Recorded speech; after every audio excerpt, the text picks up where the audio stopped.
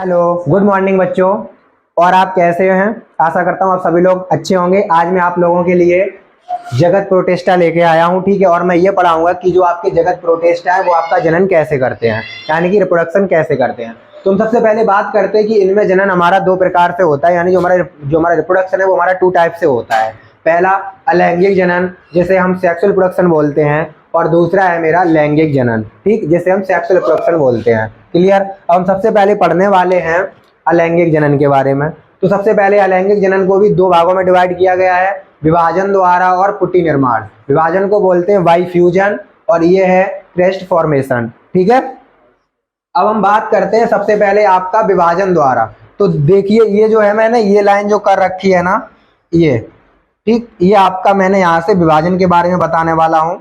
तो सबसे पहले हमने क्या किया, विभाजन में पहला पॉइंट लिया है कि जीव शरीर को बराबर भागों में, क्या होता है, कोई भी मेरा जीव है और जो मेरा जीव का शरीर है वो मेरा 2 बराबर भागों में अगर बंटता है, ठीक, बीच में ऐसे, जैसे मैंने माना कोई भी एक जीव है, ठीक है, ये कोई भी साइज है और वो बिल्कुल सेंटर कटेगा बीच में से, और बिल्कुल बिल्कुल बराबर बराबर 2 भाग हो जाएंगे, ठीक। और फ्यूजन का मतलब भी क्या होता है, देखो विभाजन का मतलब क्या होता है, बांटना। फ्यूजन का मतलब भी बांटना होता है। तुम्हारा पहला पॉइंट बोल रहा है जीव शरीर 2 बराबर भागों में जब बंटता है, मैंने थोड़ा शॉर्ट में लिया है, किसी भी जीव का जब शरीर 2 बराबर भागों में बटेगा, जैसे ये है, और बिल्कुल सेंटर से बीच में से हमने काट दिया, यानी विभाजन हो गया, तो कितने 2 टुकड़े हुए ना, तो हमारे 2 जीव बनेंगे। कितने बनेंगे? 2 जीव, 1 से 2 बने, ठीक है। तो इसको हम बोलेंगे द्विविभाजन बाइनरी फ्यूजन। क्या बोलेंगे?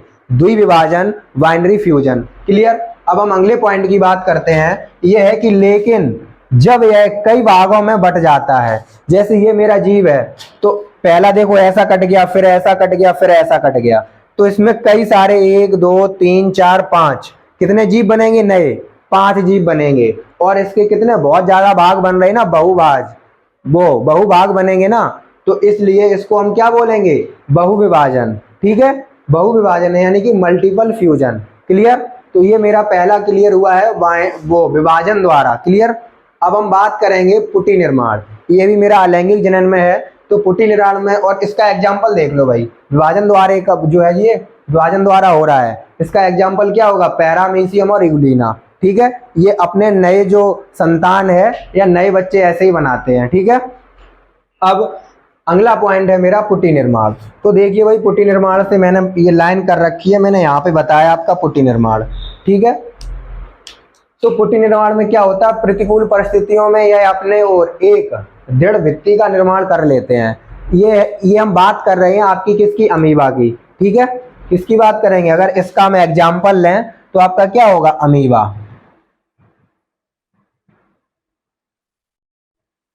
क्या होता है, जहां भी मेरा अमीबा पाया जाएगा किसी भी पानी में, जहां भी है, तो उसको ये लगेगा कि प्रतिकूल परिस्थितियों का मतलब ये होता है कि किसी भी जीव को लगे मुझे हानि होगी।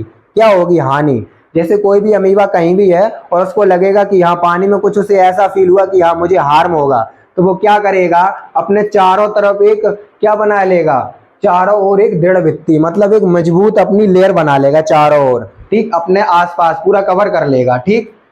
और फिर जो वो लेयर बनाएगा उसे हम क्या कहते हैं? पुटी, यानी कि उसे हम कहते हैं क्राइस्ट। क्या बोलेंगे?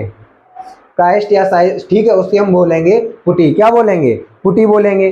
अब उसके बाद क्या होगा? वो मेरा पुटी बन गया, लेकिन अब जब वो पुटी को तोड़ेगा, ठीक, पहले तो क्या हुआ, कोई भी उसे लगा कि यहाँ मुझे हार्म होने वाला है, तो उसने अपने चारों ओर क्या वही लेयर बना ली। अब जो वो लेयर बन गई उसको मैंने क्या बोला? पुटी, ठीक। अब वो क्या करेगा? जब वो पुटी को तोड़ेगा, देखो, अब जब उसे बाद में कुछ ऐसा फील होगा कि अनुकूल परिस्थितियों आने पर, मतलब पहले उसे लगा कि हाँ मुझे कोई प्रॉब्लम है, प्रतिकूल परिस्थितियां, तो उसने चारों तरफ अपनी लेयर बना ली। अब उसे थोड़ी देर बाद जैसे हाँ कि अब भाई शांति है, अब कोई दिक्कत नहीं है, यानी कि उसी के अनुकूल परिस्थितियां आ गई। अनुकूल परिस्थितियां आने पर वो क्या करेगा? पुटी फट जाएगी, यानी कि वो अपनी जो वो चारों तरफ लेयर बनाएगी, जो बनाई थी, वो क्या करेगा? उसको फाड़ देगा। तो हमारी क्या होगा? हमारी पुटी फट जाएगी। और जब मेरी पुटी फटेगी तो मेरे पुटी के भीतर क्या होगा? कोश का द्रव्य। क्या होगा? कोश का द्रव्य।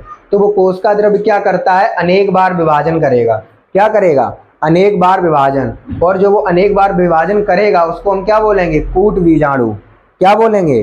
कूट बीजाणु। और जो वो कूट बीजाणु है यही क्या करेगा, वही आपकी नई संतान बनाएगा। जब अनेक बार विभाजन होगा तो उसमें 3 4 जिस हिसाब से जितना बड़ा होगा अमीबा उतनी 3 4 5 आपके कूट बीजाणु बन जाएंगे, और कूट बीजाणु ही क्या होते हैं, वो एक संतान होते हैं अमीबा की, और बाद में वो अपना पूरा डेवलप होके एक अमीबा बन जाएंगे। क्लियर।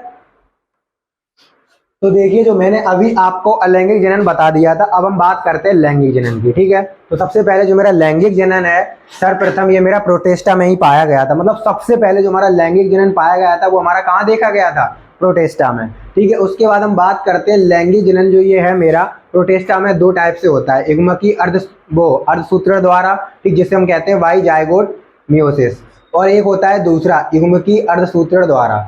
ठीक है, ये होता है वाई गैमीट मियोसिस। ठीक, अब हम बात करते हैं इसकी। पहले देखो ये है ना, ये लाइन गई है तो इसका मतलब ये है कि जो मेरा ये वाला है ना युग्मनजी, ठीक है, तो ये मैं यहाँ बताने वाला हूँ। ठीक है, तो देखो इसमें क्या होता है युग्मनजी में कि जो भी मेरा जीव होगा वो सबसे पहले कैसा होता है, अगुणित, यानी कि हेप्लॉइड होगा। कैसा होगा, हेप्लॉइड, यानी कि उसके अंदर ये जो हेप्लॉइड का मतलब क्या होता है, सिंगल एन। जो ये न्यूक्लियस होगा वो उसके अंदर, क्योंकि जो उनकी सेल होती है, सेल के अंदर पाया जाता है न्यूक्लियस, तो जो हेप्लॉइड होगा वो आपका जो ये न्यूक्लियस होता है वो कैसा होगा, सिंगल एन। क्लियर, तो कैसा होगा, सिंगल एन होगा। ठीक है, और उसमें क्या होगा, समसूत्री विभाजन। समसूत्री विभाजन का मतलब होता है अपने ही तरह सेम बनाना। ठीक है, जिसे हम इंग्लिश में बोलते हैं मियोटिक डिवीजन। क्या बोलेंगे, समसूत्री विभाजन को मियोटिक डिवीजन। तो यहाँ क्या होता है, समसूत्री विभाजन द्वारा वो फिर क्या करता है, अगुणित युग्मक बनाता है। कैसा युग्मक बनाएगा, जो मेरा जाइगोट बनता है वो भी हेप्लॉइड बनता है, क्योंकि जाहिर सी बात है जब वो यहाँ पे कैसा होता है, हेप्लॉइड होगा, और फिर उसमें कौन सा, समसूत्री विभाजन जो सेम जैसा होता वैसा ही होगा। तो यहाँ पर भी जो मेरा बनेगा जाइगोट उसमें भी सिंगल एन आएगा। ठीक है, यहाँ जो जाइगोट बनेगा उसमें भी कैसा आएगा, अगुणित वो बनेगा युग्मक। ठीक, यानी कि हेप्लॉइड जाइगोट बनेगा। क्लियर। अब जो आपका हेप्लॉइड जाइगोट है ये आपका क्या करेगा, फ्यूजन, यानी कि संलयन। जब ये आपस में फ्यूजन होगा तो क्या करेगा, संलयन से द्विगुणित युग्मक बनता है, यानी कि फ्यूजन के द्वारा जो ये बनाएगा वो आपका हेप्लॉइड जाइगोट बनेगा। क्योंकि क्या होगा, सिंगल एन और ये एन जब आपस में मिलेंगे तो क्या 2n नहीं हो जाएगा। ठीक है, तो फ्यूजन का मतलब क्या होता है, संलयन का मतलब मिलना। ठीक है, तो मेरा क्या हो गया, अब जो मेरा भाई यहाँ पे जाइगोट बना वो कैसा बना, द्विगुणित, यानी कि डिप्लॉयड जाइगोट बना, किसके थ्रू, फ्यूजन के थ्रू। ठीक, उसके बाद में विभाजन अर्धसूत्री होता है। बाद में क्या होता है, अर्धसूत्री। तो अर्धसूत्री के बाद यहाँ पे क्या, ये अगुणित जीव बनता है। क्या बनता है, देखो यहाँ पे मेरा बन गया था 2n। अब अर्धसूत्री का मतलब क्या होता है, यानी कि मियोसिस का मतलब क्या होता है, आधा करना, तो n और n। तो अब जो इनकी संतान आएगी जो बाद में अर्धसूत्री विभाजन इन आफ्टर मियोसिस डिवीजन, यानी कि फिर ये क्या करेंगे, क्या है, अगुण, तो वहां पे कैसे जीव बनते हैं, अगुणित जीव बनेगा। ठीक है, कैसा बनेगा, देखो क्यों हो गया, अर्धसूत्री विभाजन 2n है, इसमें बाद में क्या हुआ, अर्धसूत्री विभाजन हुआ तो nn बन गया, तो हो गया अगुणित, हेप्लॉइड हो गया। तो देखो फॉर्मेशन ऑफ हेप्लॉइड ऑर्गेनिज्म, कैसे जीव बनाएगा ये। ठीक, इनकी संतान कैसी होगी, हेप्लॉइड। ठीक है, ये आपका पहला क्लियर हो गया। पहला हो गया आपका युग्मनजी अर्धसूत्री विभाजन, वाई जाइगोट मियोसिस। ठीक, अब हम देखते हैं जो आपका दूसरा है युग्मकी अर्धसूत्रण द्वारा। ठीक, यानी कि वाई गैमीटिक मियोसिस। तो ये मैंने देखो यहाँ से ये लाइन कर रखी, यहाँ से बताया मैंने, यहाँ पे इसमें मैंने बोला है इसमें आपके जीव द्विगुणित होते हैं, उसमें कैसे थे, अगुणित, यानी कि हेप्लॉइड। पर यहाँ जो मेरे ऑर्गेनिज्म है वो कैसे होंगे, डिप्लॉयड होंगे। यहाँ पे डिप्लॉयड होते हैं, और हमारा डिप्लॉयड में क्या होता है, अर्धसूत्री विभाजन। ठीक, तो आपका जब भी डिप्लॉयड में अर्धसूत्री विभाजन होगा 1, यानी कि बाई मियोसिस डिवीजन, तो यहाँ पे क्या बनेगा, जाइगोट बनेगा। अब जो आपका जाइगोट बनेगा वो आपका कैसा बनेगा, अगुणित, क्योंकि जाहिर सी बात है अर्धसूत्री विभाजन का मतलब क्या था, यहाँ मेरा ये द्विगुणित था, यानी कि कैसा था, 2n था, और 2n से इनमें ये हुआ अर्धसूत्री विभाजन, यानी कि nn हो गया। तो अब जो यहाँ जो मेरा इनके फ्यूजन से जो मेरा जाइगोट बनेगा वो मेरा कैसा बनेगा, सिंगल एन, यानी कि हेप्लॉइड जाइगोट बनेगा। क्लियर, भाई इन्होंने बोला है, देखो हेप्लॉइड जाइगोट बन गया। अब ये क्या करेगा, हेप्लॉइड जाइगोट बाद में संलयन कर द्विभाजन युग्मक बनाएगा। देखो कैसे बन जाएगा, यहाँ तो हेप्लॉइड हो गया सिंगल एन, पर एक और होगा सिंगल एन, तभी तो फ्यूजन होगा, अकेले तो फ्यूजन होता नहीं संलयन। तो जब ये दो मिलेंगे तो बाद में फिर से वापस क्या हो जाएगा, आपका 2n हो जाएगा। तो जो आपका जाइगोट बनेगा वो कैसा बनेगा, 2n। जाइगोट क्या होता है, स्पर्म और वो मेल स्पर्म फीमेल से बन के क्या जाइगोट ही बनता है ना बाद में। तो क्या हो गया, अब जो यहाँ पे संलयन कर द्वियुग्मक बनता है, यानी कि फ्यूजन से आपका डिप्लॉयड जाइगोट का फॉर्मेशन हो जाएगा। अब उसके बाद जो आपका बना है ये जाइगोट, अब इस युग्मक में सूत्री विभाजन के बाद नए जीव बनते हैं। सूत्री विभाजन का क्या होगा, जो आपका ये जाइगोट बन गया है डिप्लॉयड जाइगोट, इसी में क्या होगा, मियोसिस डिवीजन होगा, सॉरी मियोटिक डिवीजन होगा। कैसा होगा, मियोटिक समसूत्री, और उसके बाद नए जीव बनेंगे यानी नए संतान बनेंगे। तो कह सकते हैं इनके कैसे होते हैं, डिप्लॉयड होते हैं इनमें, ठीक है। उसमें एप्लॉयड थे, इसमें डिप्लॉयड होते हैं नए संतान। क्लियर। अब ये आपका पूरा हो गया है जगत प्रोटिस्टा का जो भी रिप्रोडक्शन है सिस्टम पूरा, यानी कि कैसे होता है इनके अंदर। Okay guys.